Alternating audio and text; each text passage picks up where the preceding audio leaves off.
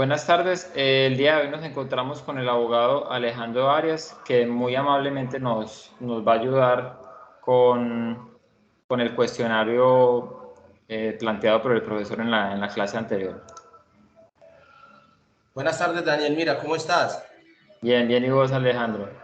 Bien, bien. Bueno, Daniel, mucho gusto para todos los estudiantes y para el profesor. Como ya lo dijo el compañero Daniel, mira, mi nombre es Alejandro Arias. Soy abogado titulado de la Universidad Cooperativa. Soy especialista egresado de la Universidad Externado de Colombia en Derecho Comercial. Actualmente terminando la especialización en Derecho Procesal de la Universidad de Antioquia. Funjo como abogado litigante, consultor y además que soy profesor universitario en la Universidad Cooperativa de Colombia. Listo, perfecto. Entonces, empecemos con las preguntas. Abogado Alejandro, primera parte, para usted, ¿qué es el derecho informático? Bueno, Daniel, el derecho informático es ese derecho que se encarga de regular todas las instituciones jurídicas dentro del marco de las nuevas tecnologías, es decir, las TIC, que es lo que le está apuntando ahora el Estado colombiano y gran parte del mundo, es a regular todas esas conductas que se manejan a través de la informática, que también puede ser no solo en materia penal, también hay en materia laboral, como se está trabajando hoy en día con el tema del teletrabajo, en materia civil, en materia penal con los delitos cibernéticos. Es decir, el derecho informático es un derecho que hoy en día se está posesionando en gran parte y está acogiendo una gran importancia dentro de nuestro ordenamiento jurídico. Listo, perfecto. Muchas gracias. Eh, ¿Cuál es la relación existente entre derecho e informática? Bueno, como ya lo decía anteriormente, es una relación que viene desde no hace mucho, es decir, con la globalización, de la tecnología, el derecho ha tenido que ver, ha tenido que irse enmarcando en todo lo que tenga que ver con la informática. Hoy en día ya pasamos de una era de de lo documental físico a pasar a una era de lo informático, lo intangencial.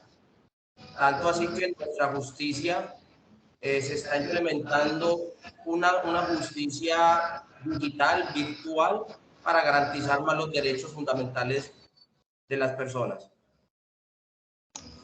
Perfecto. Como tercera pregunta, ¿en qué estado se encuentra el derecho informático al día de hoy en nuestro país? Bueno, bueno, Daniel, es una pregunta bastante compleja porque, como ya lo dije, es un derecho que no es tan antiguo en nuestro ordenamiento jurídico.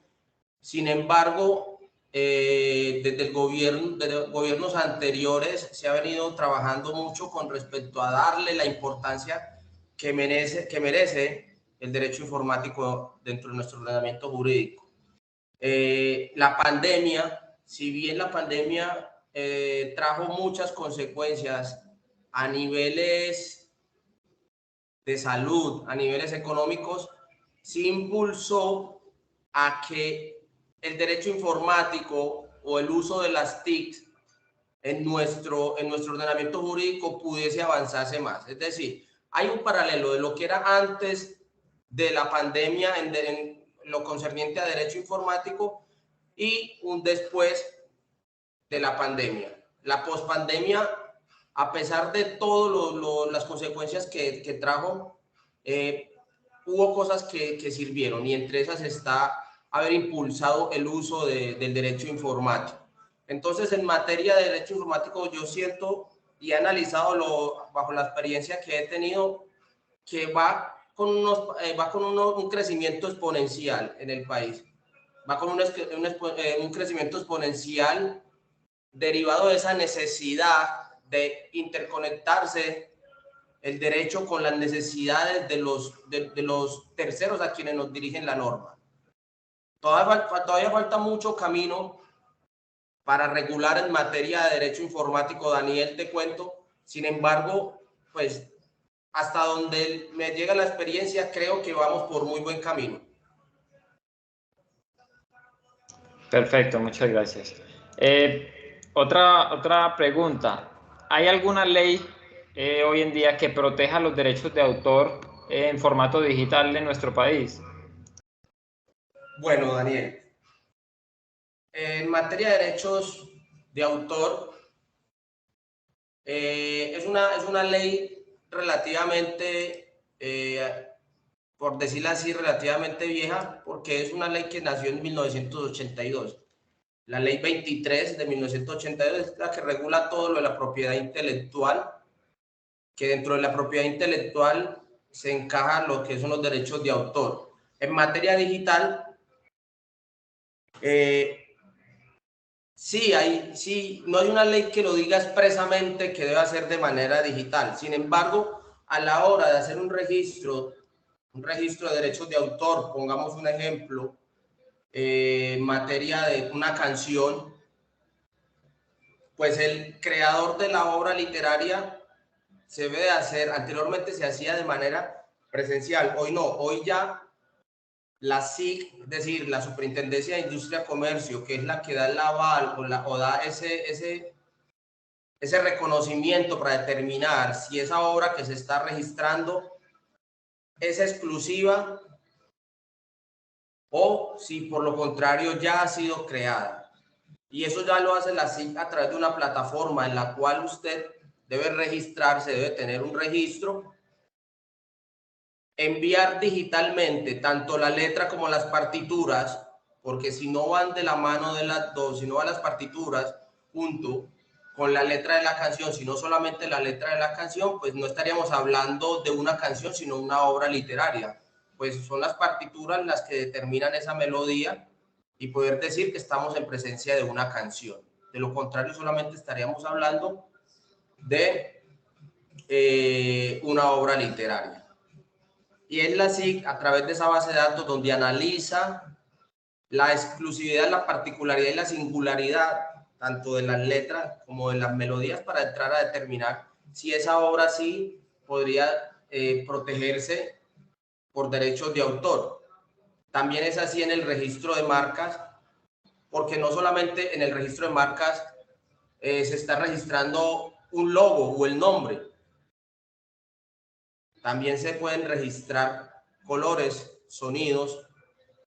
Por ejemplo, un ejemplo muy claro de un registro de un sonido es el sonido que refleja la propaganda de Coordinadora, inclusive ese sample del inicio de Netflix, que es un sonido que eso está protegido por derechos de autor, por registro marcario, y todo eso se maneja de manera digital hoy en día. Anteriormente, esos tipos de registros era imposible registrarlos, pero hoy en día con la tecnología ya ha sido más fácil poder determinar cuándo se está en presencia de unos derechos de autor para protegerse o cuándo podría existir un plagio. Perfecto, claro que sí. Pasamos a otra de las interrogantes. ¿Cuál es la diferencia entre derecho informático e informática jurídica?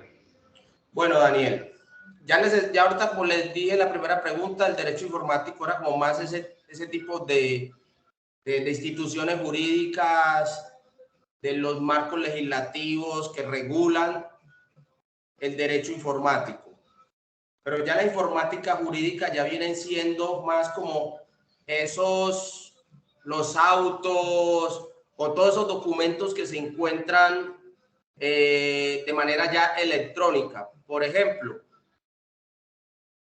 en la justicia, es decir, en los juzgados, tribunales o en las altas cortes, los expedientes ya no se manejan de manera física, sino que ya entraron a digitalizarlo. Es decir, todos los expedientes de los despachos ya están de manera electrónica. Entonces podríamos decir que que todos esos documentos hacen parte de una informática jurídica. Esa es la diferencia, mientras que en el derecho es lo que va a regular, el derecho informático es lo que regula todas las situaciones que tengan que ver con lo informático. La informática jurídica es todo el contenido jurídico que esté de manera informática. Se me había olvidado mencionarte ahorita, Daniel, y era la importancia del derecho informático, si mal no estoy, fue en una de las preguntas. ¿Cierto? En Colombia, bueno. Sí, señor. Es muy importante, inclusive, que yo se lo mencioné en diferentes temas como el penal, en el tema de títulos valores. Los títulos valores, para el abogado o para los que tengan algo de conocimiento, hablan que son documentos donde se incorpora un derecho autónomo y literal. Y antes de el auge de la informática, antes del derecho informático o la informática jurídica, pues eran documentos que para poder tener validez debían de ser físicos. Es decir, no podrían entregarse de manera digital. Pero con el avance del derecho, que es lo importante y lo maravilloso del derecho, es que el derecho es cambiante y el derecho se va acomodando a las circunstancias que la vida le vaya presentando en el camino. Entonces, en materia de derechos, de títulos valores, el derecho no se podía quedar atrás con respecto a las nuevas tecnologías.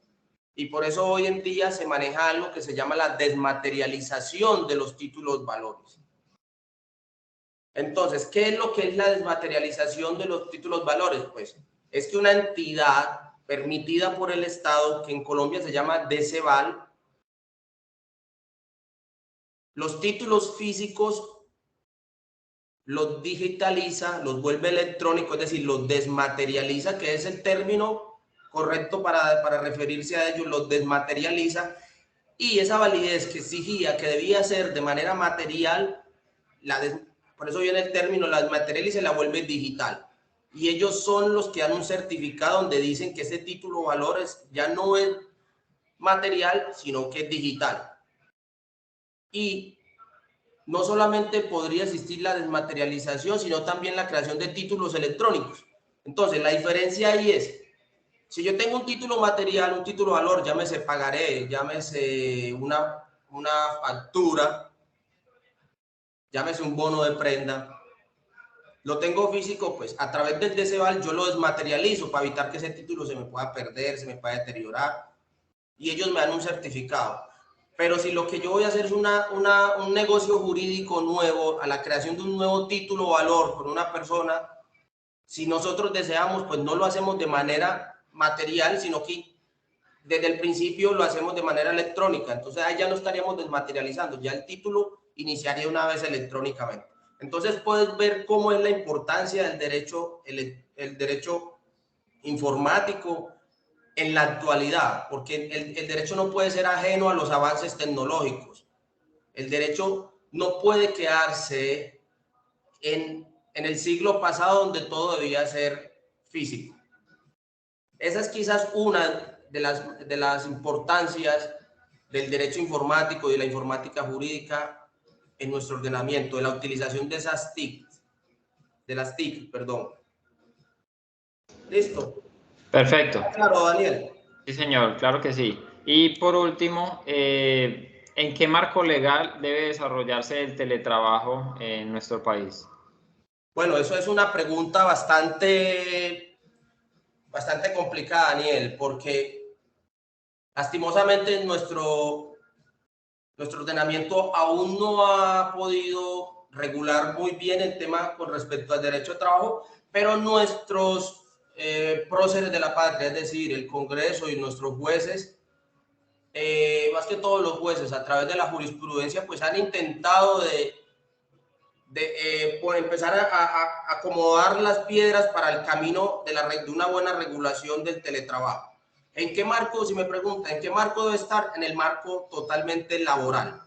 Es decir, que se rija por las leyes del Código Sustantivo del Trabajo y de la Seguridad Social, al igual que del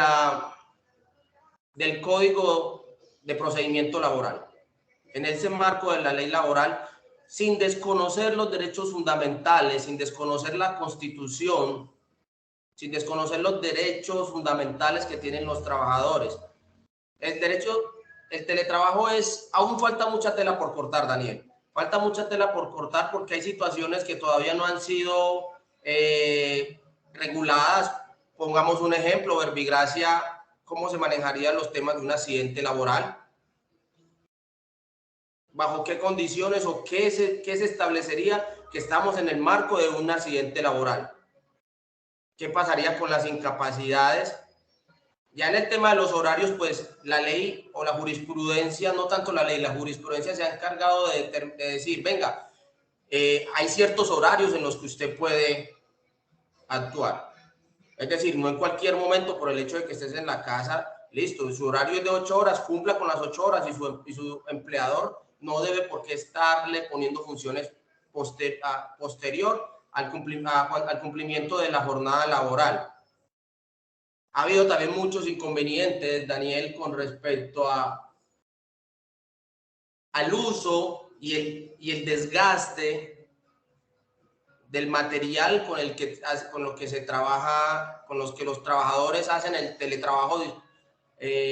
Disculpa ahí la redundancia, porque muchas veces, o sea, la jurisprudencia que ha dicho también ha empezado a determinar, bueno, van a hacer teletrabajo, pero los equipos de trabajo, ¿quién los va a poner? Los gastos del hogar, porque los gastos se incrementan.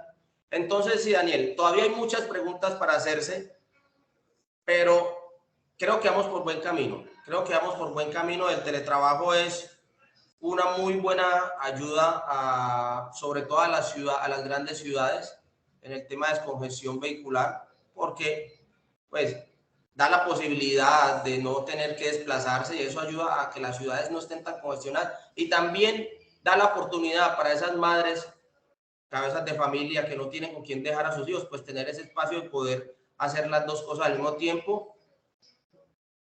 Pero no, todavía falta mucho camino y se debe respetar y se debe tener ese cuidado de respetar los derechos fundamentales de los trabajadores.